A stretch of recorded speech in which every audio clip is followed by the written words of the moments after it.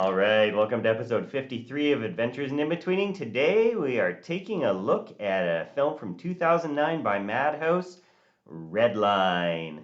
There's some phenomenal stuff here. Let's just watch 30 seconds of it.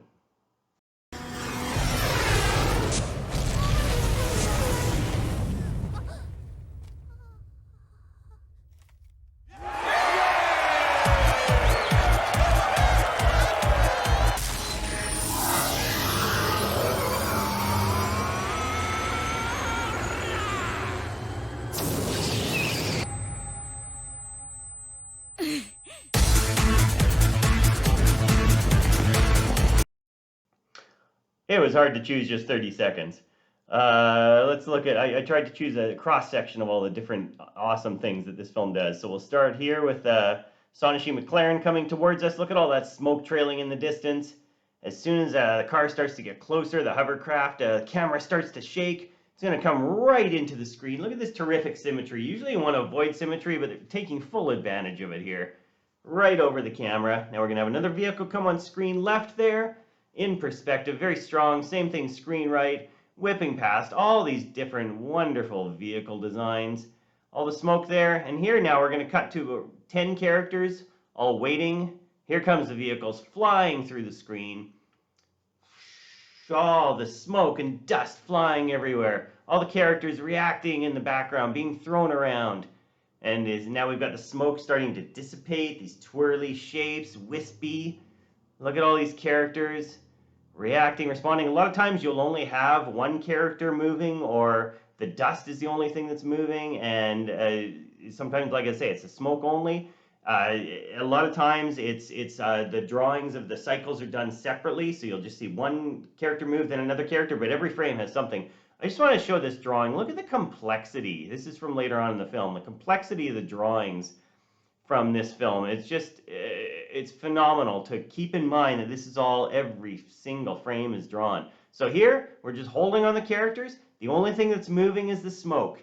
We're setting up this beat, this second beat, this third beat of just amazement from all the vehicles flying past us. And we got one character moving, and that's going to set up all the characters starting to move. Boom, all on the same frame. Now there's some wonderful cycles going on here. I'm just going to break down, the camera starts to pull back. I'm going to break down the simplest cycle and the top middle right here. This is just an 11 frame cycle. This is a very, very simple one relative to the rest of them. So that's pretty easy to see. Frames 1 and frame 12 are the same. Now try and look for the cycles in the rest of these. There are cycles, there are variations on cycles, there are variations on the variations. They do, I mean, the cycle game here, I've never seen something this high level as is done in this film. It's so demanding of respect from an animation point of view that it almost doesn't look like cycles, because there's so much variation, because there are so many characters doing so many different things. You've got the guy in the orange coat here jumping up. He's popping down. He's got different moves as he's jumping up. Arms are up, one arm's down. You got the dog behind him to the left there, sometimes doing a single punch, sometimes doing a double punch. Amazing stuff. You can watch that over and over. I gotta move on though. So here we've got Sweet JP coming towards us in perspective. He just used his nitro boost, so everything gets super extreme, super elongated, just pushing the shapes. Even though these are, supposed to be metallic cars, we're just going to this insane, there's Sweet JP, we finally get to see him, this level of just surrealist wonder. I can't say enough about it. I love this film because it pushes this, and it pushes it. There's no 3D models in this film at all. Everything is 100% hand-drawn. So here we've got JP, we've got this terrific angle as he's going up towards screen left there. His face is being contorted and pulled back.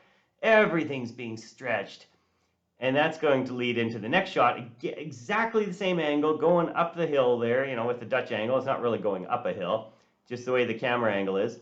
Foreground elements going past, background elements going past. We got the car in the lead, and we got JP's car there. JP is slowly starting to gain through the shot. Now you can see, you don't even maybe notice it, but if we compare it to the beginning of the shot a couple seconds ago, he's gained, you know, a half a car length there. So he's slowly starting to gain, and then we're going to see that nitro boost kick in. That's going to push the back end of the car up immediately. We're going to get, and then we're going to start to get all these crazy angles going on with the car.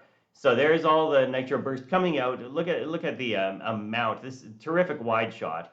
You can see the scale of it all. And now the contact on the back wheel is going to force the front wheel up. Now, again, just crazy popping stuff. We go, and then we're going to have the contrast there. Suddenly back, front wheel's down. Now both wheels are up, showing the power jumping up. Explosion is all settling out there, all these smoke bits and debris.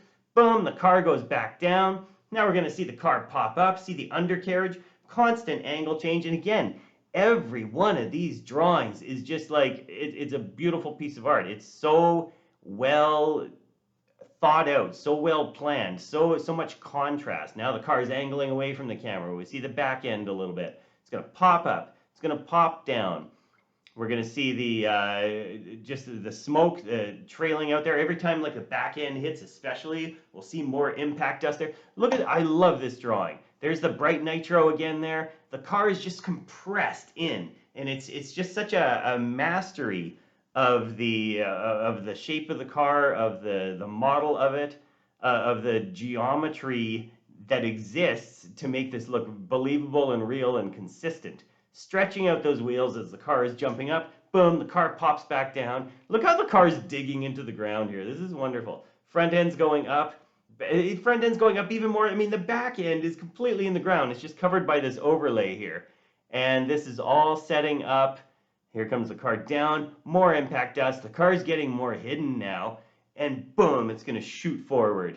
Jumping to screen left. Again, we got that nice angle change. We're seeing the top. We're seeing the back end. It's getting more and more obscured by the dust as it's moving forward here. See more and more dust on screen right. And this just obscures the car to the point that, okay, we're kind of just getting lost in it all. Now we're going to cut a few shots ahead here.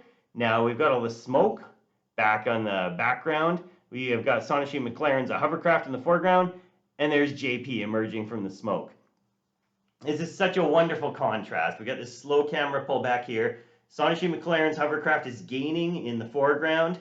JP is just going nice and smoothly out. So we've got all this craziness in the foreground and this nice contrast in the background. The background's panning very slowly. Now we get the same thing from the front angle. Look at these colors here. It's all these cool blues on the right-hand side with this animated foreground going past there, and all these warm earth tones on the left side. Look at the contrast in shapes, sharp angles from the water, smooth flowing smoke. It's just wonderful, wonderful smoke drawings. Ground shadows on both of them, so we can just kind of feel the connection between them there.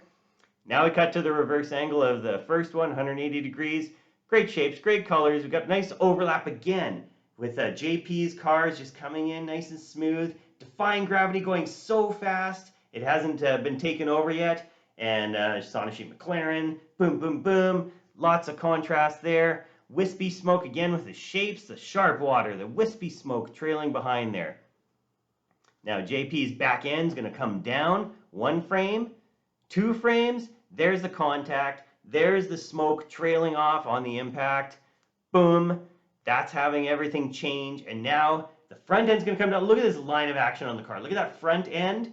And then we're going to get the reversal of line of action. This big chunk of metal is reversing line of action. It's just, again, beautifully drawn. So masterful. I mean, I would have to practice for many years to be able to draw vehicles this well.